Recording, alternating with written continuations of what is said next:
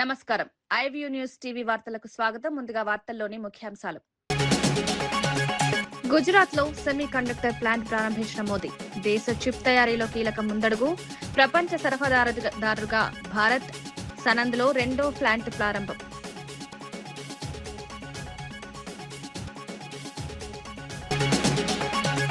దళిత క్రైస్తవులకు రిజర్వేషన్లపై షర్మిల డిమాండ్. మతంతో సంబంధం లేకుండా ఎస్సీ హోదా. బీజేపీపై ఘాటు విమర్శలు. అన్యాయం ఆపాలని కేంద్రానికి షర్మిల సూచన.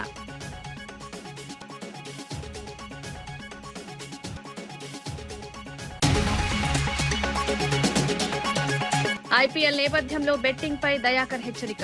యువత బెట్టింగ్లకు దూరంగా ఉండాలని సూచన. అప్పుల భారంలో పడద్దన్న పిలుపు. ప్రభుత్వం కఠిన చర్యలు తీసుకుంటుందన్న హెచ్చరిక.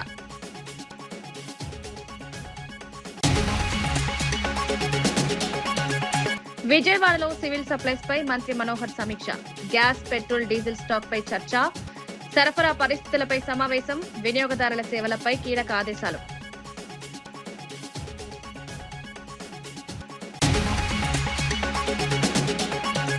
నక్సల్ రహిత దేశం ప్రకటనపై సిపిఐ నారాయణ స్పందన. లొంగిపోయిన వారికి స్వేచ్ఛ లేదన్న వ్యాఖ్య. మావోయిస్టుల పరిస్థితిపై ఆందోళన. సిపిఐ అండగా ఉంటుందన్న హామీ.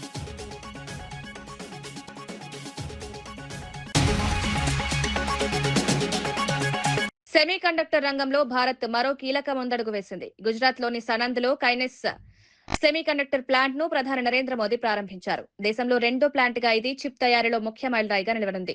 ప్రపంచ మార్కెట్లో విశ్వసనీయ సరఫరాదారుగా భారత్ ఎదుగుతోందని మోదీ తెలిపారు. దేశీయ తయారీ సామర్థ్యాన్ని పెంచే దిశగా ఈ ప్రాజెక్టు కీలకమని పేర్కొన్నారు. టెక్నాలజీ రంగంలో ఆత్మ నిర్భర్ భారత్ లక్ష్యాన్ని ఇది బలోపేతం చేస్తుందన్నారు. యువతకు ఉపాధి అవకాశాలు పెరుగుతాయన్నారు. భవిష్యత్ టెక్నాలజీ అవసరాలను తీర్చిదిద్దేలా ఈ plant పనిచేస్తుందన్నారు.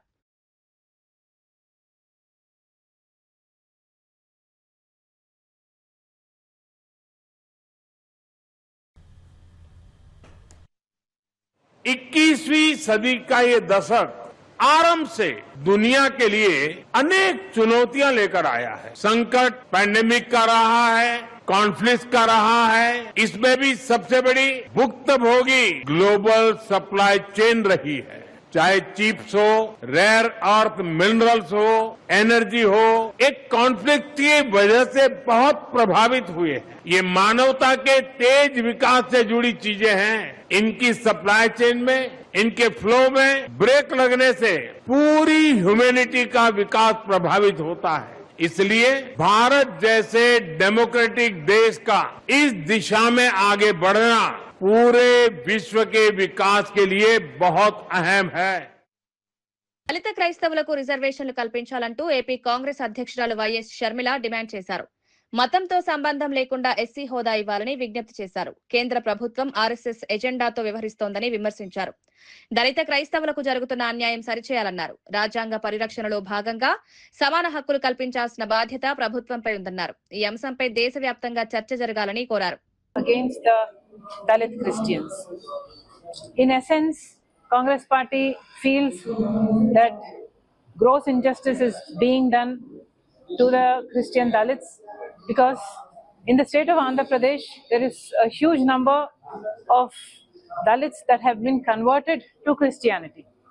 This has happened over generations and today there are a lot of people, almost 20% of the population are Dalits and 80% of them would definitely will fall under the Christian category. So all these people run the risk of losing their reservations and run the risk of losing the protection that the SAST Atrocity Act gives to them. In which case their livelihoods, their lives will be affected and Congress Party takes serious objection to this. Also the Congress Party is alleging that the agenda of the BJP has been to attack Dalits, to attack Christians, to attack Muslims. Godhra, Manipur being classic examples of these. This whole thing now, this act against the Dalits is being carried out by the BJP only because they want to have a provision of carrying out more attacks on Dalits, Christians and Muslims. The whole point of doing injustice to them is because the BJP treats them as second grade citizens or inferior citizens. So the agenda of the BJP party has not been to implement the Constitution of India, but the Constitution of the RSS. And according to the RSS ideology, they do not want to have Dalits, Christians, or Muslims in the country of India itself. Their whole agenda is to destroy them or to undermine them so much that they be restricted in society to the extent that they will be treated as inferior citizens. Congress party takes serious objection to this. Congress party has in the past fought for this right for Dalits, P.V. Narasimha Rao ji as Prime Minister and Y.S. Rajshekar Reddy ji as Chief Minister, both of them were in support of this Dalits Christians being treated as SCs. Thereby, Congress party even today stands by this, and we demand that Justice Ranganathan Misra committee, the report that they submitted, be upheld, because that report clearly says that religion has got nothing to do with the caste, and SCs are being discriminated in this country as a matter of fact. And thereby the Article 341 para 3, which states that only Hindus, Sikhs and Buddhists can be considered as SCs, that para itself should be eliminated. Congress party demands that this be done. Also, this report has to be tabled in the parliament. A debate has to be conducted. Parliamentarians have to speak about it. Parties have to speak about it. The people have the right to know which party stands for them and which party does not stand for them. Congress నేత కాటా శ్రీనివాస్ గౌడ్ చేసిన వ్యాఖ్యలను BRS నేత సింధు ఆదర్శ్ రెడ్డి తీవ్రంగా ఖండించారు.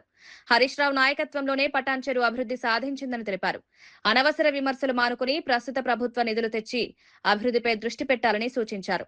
వ్యక్తిగత ఆరోపణలు చేయడం సరికాదని పేర్కొన్నారు. ప్రజలకు ఉపయోగపడే పనులను చేయడం ముఖ్యమన్నారు. రాజకీయ లాభాల కోసం విమర్శలు చేయడం ప్రజలకు నష్టం కలిగిస్తుందని తెలిపారు.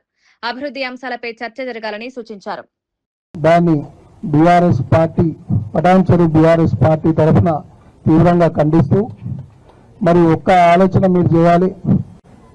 హరీష్ రావు గారంటే ఆయన ఒక ఉద్యమ వీరుడు.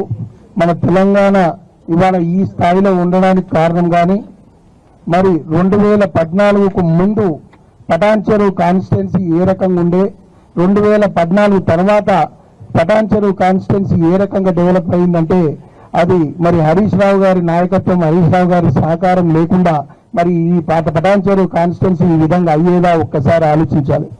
మరి అంత గొప్ప వ్యక్తి గురించి మరి మన స్థాయికి తగ్గట్టు మనం మాట్లాడుతున్నామా? ఆ హరీష్ రావు గారి గురించి మాట్లాడే అంత స్థాయి మనకు ఉందా లేదా అని ఒక్కసారి. తెలంగాణలో గత బీఆర్ఎస్ ప్రభుత్వం అవినీతి అక్రమాలతో రాష్ట్ర గౌరవాన్ని దెబ్బతీసిందని ఎమ్మెల్యే మందుల సామెల్ విమర్శించారు. కేటీఆర్, హరీష్ రావు హైదరాబాద్ లో తమ ఆస్తుల వివరాలు వెల్లడించాలని సవాల్ చేశారు. మంత్రి పొంగులేటి శ్రీనివాస్ రెడ్డిపై చేస్తున్న విమర్శలు రాజకీయ అసూయతోనే చేస్తున్నారని పేర్కొన్నారు. ఆయన పనితీరును చూసి భయపడుతున్నారన్నారు. ప్రజల ఆశయాలను విస్మరించిన గత ప్రభుత్వంపై ప్రజలు ఇప్పటికే తీర్పిచ్చారన్నారు. ప్రస్తుత ప్రభుత్వం పారదర్శకంగా పనిచేస్తోందని తెలిపారు. మీ ధర్మంగా చెప్పురి, హైదరాబాద్ లో మీకు ఎన్ని ఆస్తులు ఉన్నాయో మీ ధర్మంగా చెప్పురి. నిజంగా మీరు అబద్ధం ఆడనంటే మీరు సత్యచంద్రుడికి ఏమైనా పాలెల్లో లే పంగోలు అయితే చెప్పురి. మొత్తం దోసుకున్నారు కదా. కాళేశ్వరం ఎక్కడ బాయే, కాకతీయ ఎక్కడ బాయే. పాప నాయనరసింహారెడ్డి అంటుండే, స్వర్గీయ నాయనరసింహారెడ్డి గారు మిషన్ కాకతీయ దాని పేరు పెట్టుకుంటే ఆయన ఏమంటుండే, ఇది కమిషన్ కాకతీయ అంటుండే. అందుకనే రెండోసారి మంత్రి పదవి చేయలేరు. ఇంత దుర్మార్గంగా చేసిన మీరు తెలంగాణ ఇలా పొంగులేటి గారు కాంగ్రెస్ లో ఎప్పుడైతే చేరిండో వాళ్ళకి ఎప్పుడైతే చెమటలు పుట్టినాయి. కాంగ్రెస్ పార్టీలో పొంగులేటి గారు జాయిన్ అయిన తర్వాత వారికి చెమటలు పుట్టినాయి. అయిపోయిందని మా పని అనుకున్నారు. ఆ కోపం ఇప్పుడు అలా తీస్తున్నారు. ఈ రాళ్ల పంచాయతీ, ఈ భూముల పంచాయతీ ఎక్కడిది?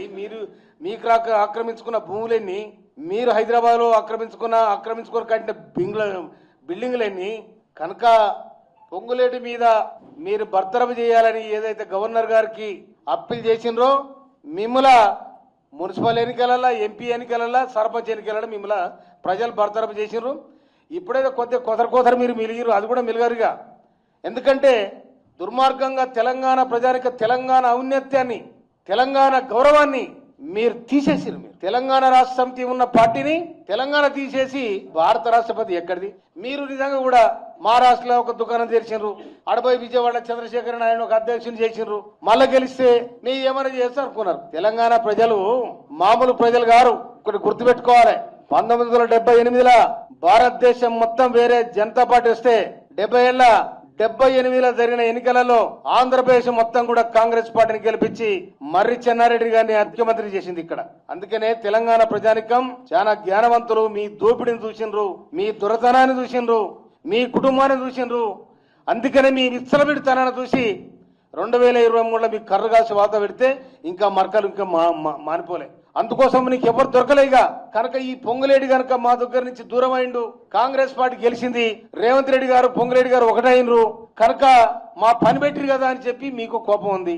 అందుకోసమనే మీ దుర్మార్గాలు చూసి, మీ అహంకారపూరితమైన విధానాలు చూసి పొంగులేడి గారు మీ పార్టీ నుంచి బయటకు వచ్చాడు. అప్పుడే మీ పతనానికి నాంది పలికింది ఆ కోపం. మెట్రో రైల్ అంశంపై బయట విమర్శలు చేస్తున్న కేటీఆర్ అసెంబ్లీలో మాట్లాడకపోవడం ఎందుకని ప్రభుత్వ విప్ ఎన్ఎం శ్రీనివాసరెడ్డి ప్రశ్నించారు. బడ్జెట్ సమావేశంలో ఆరోగ్య బీమా, విద్యార్థులకు అల్పాహారం వంటి కీలక పథకాలు ప్రవేశపెట్టామన్నారు. కానీ వాటి ప్రభావం ప్రజల్లోకి వెళ్లకుండా చేయాలనే ఉద్దేశంతో ప్రతిపక్షం వాకౌట్ చేసిందని ఆరోపించారు. ప్రభుత్వం చేస్తున్న మంచి పనులను దారి మళ్లించేందుకు ప్రయత్నిస్తున్నారని విమర్శించారు. నివృత్తి చేసే ప్రయత్నం ప్రభుత్వం చేస్తుంది కదా.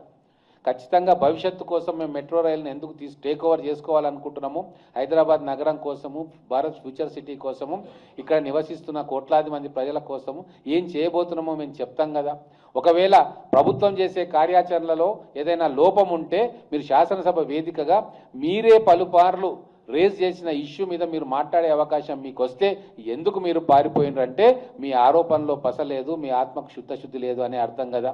అలాగే ముఖ్యమైన విషయం, బడ్జెట్ ప్రవేశపెడుతున్న సమయంలో ఆ బడ్జెట్ కాయిదాలను చింపి చెవిలో పెట్టుకొని బయటికి పోవడం అనే ఒక అనాగరికమైన చర్య మొత్తం తెలంగాణ ప్రజలు గమనించారు. అందరు అనుకున్నారు వాళ్ళకు తెలివి లేదు, దుందుడుకుతనము ఏదో పోయిరని కాదు. పూర్తి సెన్సస్ తోటి బడ్జెట్లో బ్రహ్మాస్త్రాలు లాంటి పథకాలు ప్రవేశపెడుతున్నది విని అది డైవర్ట్ చేయాలి, దీన్ని చాలా సీరియస్గా తీసుకుంటే మా కొంప కొల్లేరైతుంది అని చెప్పి డైవర్ట్ చేసిన తర్వాత మేము గమనించినాం, సభలోనే ఉన్నాం, డైవర్ట్ చేయడానికి వాకౌట్ చేసినాం. మొదలు బట్టి విక్రమార్క గారు ముఖ్యమంత్రి గారు మొదటి నుంచి చెప్తా ఉన్నారు కొన్ని విప్లవాత్మకమైన మార్పులు బడ్జెట్లో ప్రవేశపెడతామో, కేటాయింపులు కూడా అద్భుతంగా ఉంటాయి. ఏమున్నది దాంట్లో?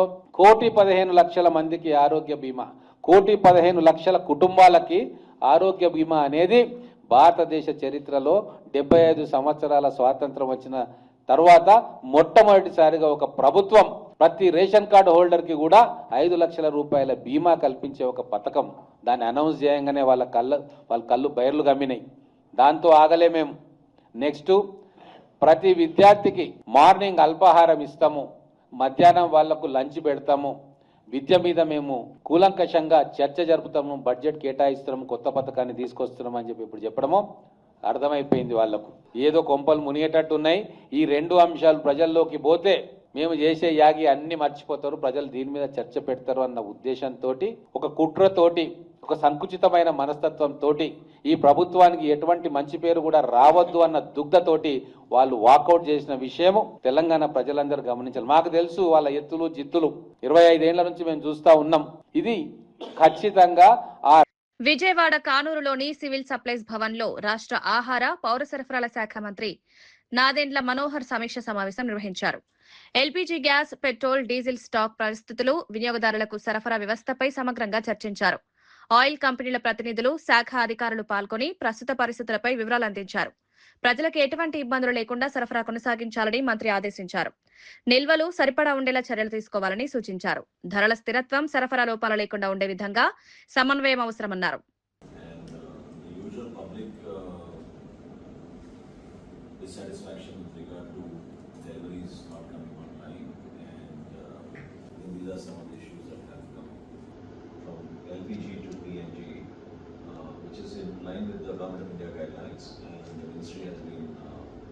Sending us regular instructions and details on how to take this forward.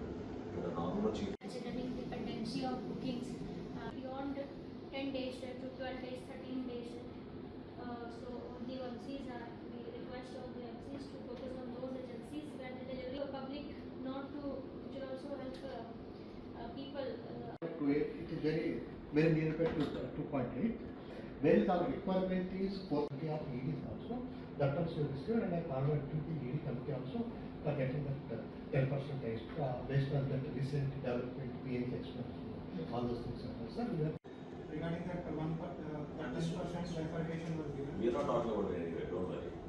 We're talking only about the 70%, that's plenty. So that 10% is inclusive of this. 70% includes 10%, no. No, that will make it to 80%. Presently 70% is. On a branding basis, it's not part of that. What I would request you to do is, please prepare a chart for GCs. Let GCs also update us on a daily basis how they are distributing the non-commercial. Now that the schools are closing and the hospitals are closing, you should prioritize bringing the business back. So we have an indicative plan, sir. Go to the next slide. IPL మ్యాచ్ల నేపథ్యంలో యువత బెట్టింగ్లకు దూరంగా ఉండాలని TPCC నేత చెనగాని దయాకర్ సూచించారు. Betting అలవాట్లు యువత భవిష్యత్తును నాశనం చేస్తాయని హెచ్చరించారు. అప్పులు చేసి కుటుంబాలకు భారంగా మారకూడదన్నారు. సీఎం రేవంత్ రెడ్డి నాయకత్వంలో ప్రభుత్వం బెట్టింగ్లపై కఠిన చర్యలు తీసుకుంటోందన్నారు. యువత చట్టవిరుద్ధ కార్యకలాపాలకు దూరంగా ఉండాలని సూచించారు. సోషల్ మీడియా ప్రభావంతో మోసపోవద్దని హెచ్చరించారు. బాధ్యతతో వ్యవహరించి తమ భవిష్యత్తును కాపాడుకోవాలని పిలుపునిచ్చారు. కట్టడి చేసే ప్రయత్నం జరుగుతూ ఉన్నది. తెలంగాణ ప్రజాప్రభుత్వం ముఖ్యమంత్రి రేవంత్ రెడ్డి గారు అధికారంలో రాగానే యువతకు విద్యా ఉపాధి అవకాశాలు పెంచే విషయంలో ముఖ్యమంత్రి గారు ఇవాళ స్కిల్ యూనివర్సిటీ, ఇవాళ విద్యా ఉపాధి ఉద్యోగ అవకాశాలు పెంచే ప్రయత్నం జరుగుతూ ఉంది తెలంగాణలో. ఐపీఎల్ మ్యాచ్ అనేది వినోదాత్మకంగా చూసి ఎంజాయ్ చేయండి తప్ప దానికి బానిసై దాని జూదంగా అప్పుల పాలై బెట్టింగ్ యాప్లకు పాల్పడి మీరేదో సంపాదించాలనుకొని అత్యాశలకు పోయి తల్లిదండ్రులకు భారంగా మారొద్దని కూడా యువతకు కోరుతా ఉన్నాను. బెట్టింగ్ యాప్లు అనేది పచ్చి బోగస్. దాంట్లో మీరు భాగమై మీ జీవితాన్ని, మీ అమూల్యమైన జీవితాన్ని వృధా చేసుకోవద్దని కూడా కోరుతా ఉన్నాను. పోలీస్ యంత్రాంగం కూడా, డీజీపీ గారికి కూడా మనవి, ఈ బెట్టింగ్ యాప్లపై కఠినంగా చర్య తీసుకొని యువత భవిష్యత్తుకు మీరు కాపాడే ప్రయత్నం కూడా చేయాలని కూడా మరి కోరుతా ఉన్నాను డీజీపీ గారికి. దయచేసి తెలంగాణ యువత కానీ, తల్లిదండ్రులు కానీ బిడ్డల యువత పిల్లలపై కూడా నిఘా పెట్టి వాళ్ళకు ప్రత్యేకమైన శ్రద్ధ తీసుకోవాలని కూడా మరి కోరుతూ ఈ బెట్టింగ్ యాప్లకు పాల్పడొద్దు. సూపర్ 6 పథకాల అమలుతో జగన్ మతిభ్రమించిందని మంత్రి వాసంశెట్టి సుభాష్ విమర్శించారు. చంద్రబాబు విజన్, పవన్ కళ్యాణ్, లోకేష్ కృషితో ఆంధ్రప్రదేశ్ అభివృద్ధి దిశగా దూసుకువెళ్తుందన్నారు. 21 నెలల్లోనే కీలక పథకాలను అమలు చేసి ప్రజలకు ఉపశమనం కల్పించామన్నారు. రాష్ట్రాన్ని రాబోయే 10 ఏళ్లలో దేశంలో నెంబర్ 1 గా తీర్చిదిద్దుతామని పేర్కొన్నారు. జగన్ వెంటనే యోగా చేయాలని వ్యాఖ్యానించారు. ప్రభుత్వ పనితీరును చూసి ప్రతిపక్షం అసహనం వ్యక్తం చేస్తోందన్నారు. విష ప్రచారాలు చేశారు. సూపర్ 6 సూపర్ హిట్ అవడంతో మతి భ్రమించి పిచ్చి మాటలు మాట్లాడుతూ ఉన్నారు జగన్మోహన్ రెడ్డి గారు. అదేవిధంగా ఈ రోజున వస్తున్న పెట్టుబడులన్నీ ఎక్కడ అసాధ్యం, ఇవన్నీ అసాధ్యం, వీళ్ళ వల్ల అవదో, ఎందుకు ట్రై చేస్తున్నారో తెలియదు అని చెప్పే పరిస్థితిగా ఆనాడు ఉంటే ఈరోజు అవన్నీ నా వల్లే సాధ్యమయ్యాయి, నేనే తీసుకుని వచ్చానని సిగ్గు లేకుండా పిచ్చివాగులు వాగుతూ ఉన్నారు. గత 5 ఏళ్ళు ప్రభుత్వంలో ఇటు టీడీపీ కార్యకర్తలను కానీ, జనసేన కార్యకర్తలను కానీ, అలాగే బీజేపీ కార్యకర్తలను కానీ ప్రశ్నించే ఏ గొంతునైనా సరే కేసుల ద్వారా పీకి నొక్కి ఇబ్బందులు పెట్టే పరిస్థితి వైఎస్ఆర్సీపీ ఉండేది. మంత్రి పొంగులేటి శ్రీనివాసరెడ్డిపై వస్తున్న ఆరోపణలను ఎమ్మెల్యే పాయం వెంకటేశ్వర్లు ఖండించారు. ప్రజాసేవ కోసం రాజకీయాల్లోకి వచ్చి నిస్వార్థంగా పనిచేస్తున్న నాయకుడిపై తప్పుడు ఆరోపణలు చేయడం సరికాదన్నారు. ఖమ్మం జిల్లా నుంచి ప్రాతినిధ్యం వహిస్తూ ఎప్పుడూ ప్రజల మధ్య ఉంటున్నారన్నారు. వ్యక్తిగత అక్కసుతో అసెంబ్లీ వేదికగా విమర్శలు చేయడం ప్రజాస్వామ్యానికి విరుద్ధమన్నారు. ప్రజలకు సేవ చేసే నాయకుడిని లక్ష్యంగా చేసుకోవడం అనైతికమని పేర్కొన్నారు. రెడ్డి గారు 2014 ఎన్నికల్లో, అసెంబ్లీ పార్లమెంట్ ఎన్నికల్లో తెలంగాణ ఉద్యమం ఉవ్వెత్తున లేచిపడుతున్నటువంటి సందర్భం, తెలంగాణ రాష్ట్రం వస్తున్నటువంటి సందర్భంలో కూడా ఆ రోజున వైఎస్ఆర్ కాంగ్రెస్ పార్టీ నుంచి ఉమ్మడి ఖమ్మం జిల్లాలో ఉద్యమాలకు పెట్టింది పేరు. ఉమ్మడి ఖమ్మం జిల్లా అంటేనే కమ్యూనిస్టుల ఉద్యమాల జిల్లాగా పేరుంది. అటువంటి ఉద్యమాల జిల్లాలో అతి తక్కువ సమయంలో అన్ని వర్గాల ప్రజల ప్రేమ అభిమానాలు పొందినటువంటి ఒక మంచి నాయకుడిగా మరి ఎదిగినటువంటి పొంగులేటి శ్రీనివాసరెడ్డి గారు అతి తక్కువ సమయంలో 2014 అసెంబ్లీ పార్లమెంట్ ఎన్నికల్లో ఖమ్మం పార్లమెంట్ సభ్యులుగా పొంగులేటి శ్రీనివాసరెడ్డి గారు గెలిచారు. వారితో పాటు 4 ఎమ్మెల్యేలు కూడా గెలిపించడం జరిగింది. అంత ప్రజాదరణ ఉన్నటువంటి గొప్ప నాయకుడు పొంగులేటి శ్రీనివాసరెడ్డి గారు అని చెప్పేసి తెలియజేస్తా ఉన్నాను. అటువంటి మంచి నాయకుడి పైన, మచ్చలేని నాయకుడి పైన అసెంబ్లీ అంటే ఒక దేవాలయం.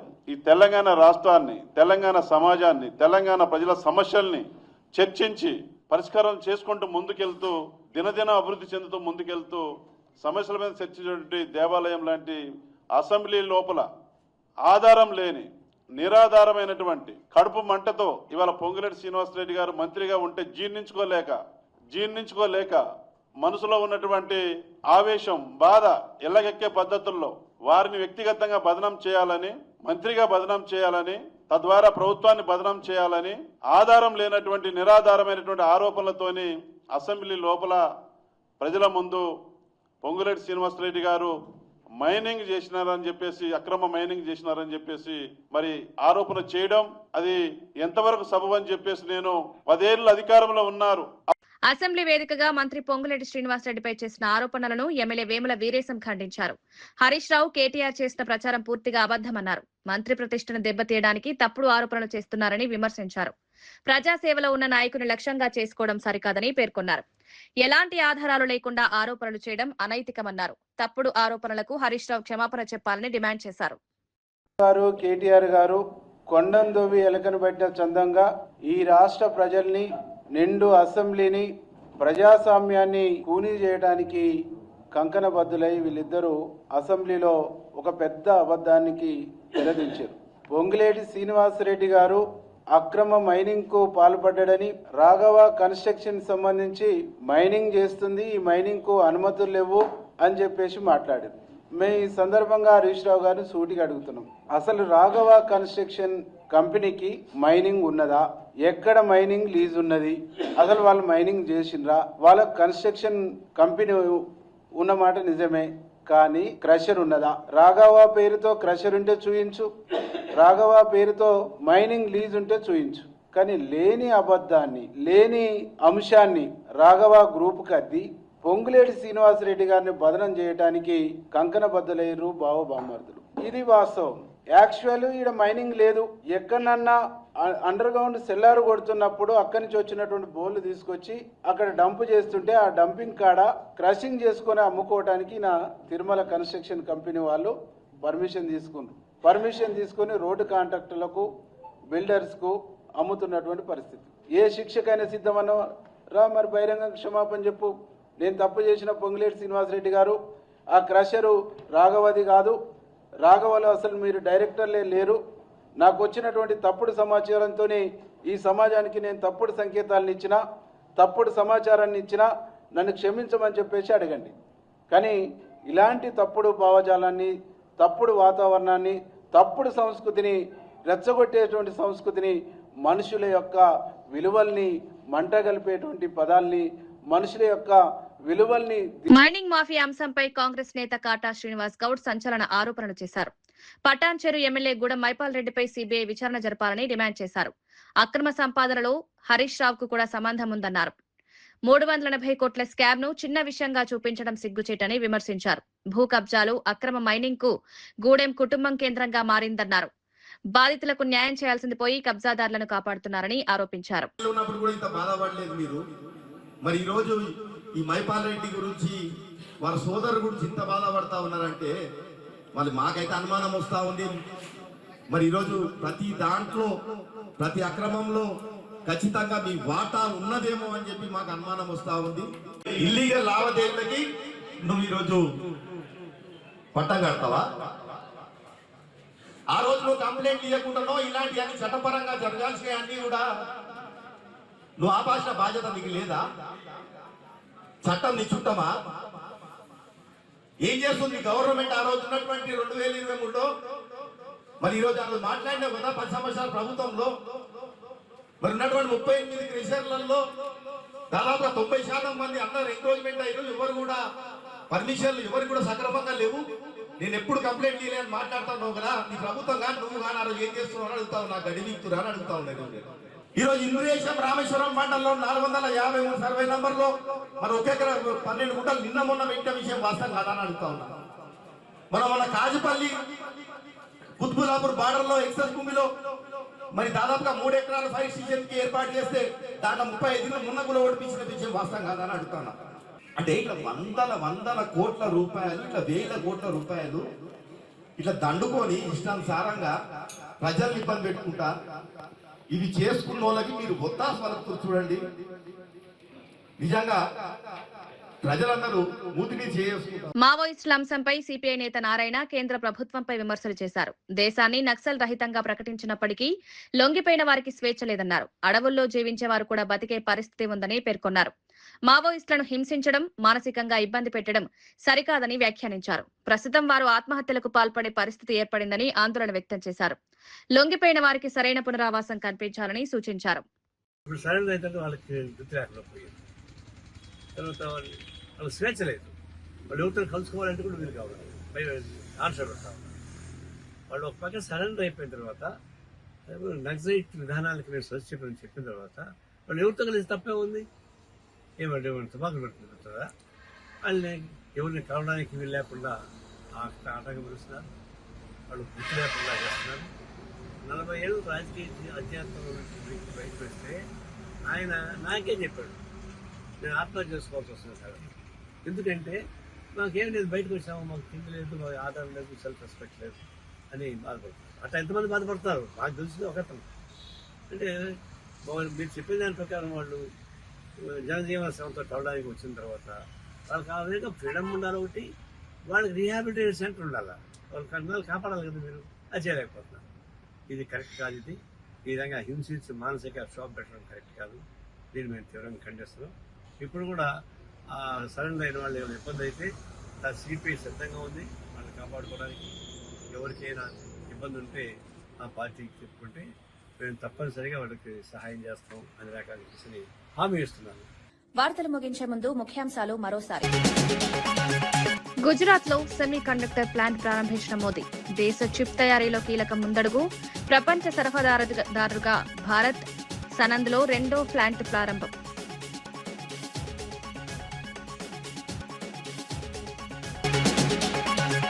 దళిత క్రైస్తవులకు రిజర్వేషన్లపై షర్మిల డిమాండ్. మతంతో సంబంధం లేకుండా ఎస్సీ హోదా. బీజేపీపై ఘాటు విమర్శలు. అన్యాయం ఆపాలని కేంద్రానికి షర్మిల సూచన.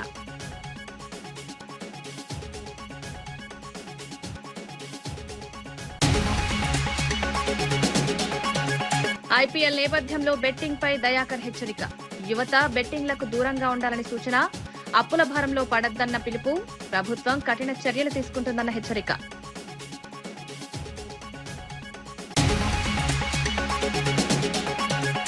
విజయవాడలో సివిల్ సప్లైస్ పై మంత్రి మనోహర్ సమీక్ష.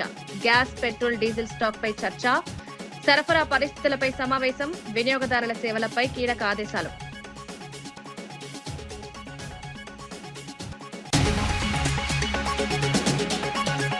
నక్సల్ రహిత దేశం ప్రకటనపై సిపిఐ నారాయణ స్పందన. లొంగిపోయిన వారికి స్వేచ్ఛ లేదన్న వ్యాఖ్య. మావోయిస్టుల పరిస్థితిపై ఆందోళన. సిపిఐ అండగా ఉంటుందన్న హామీ.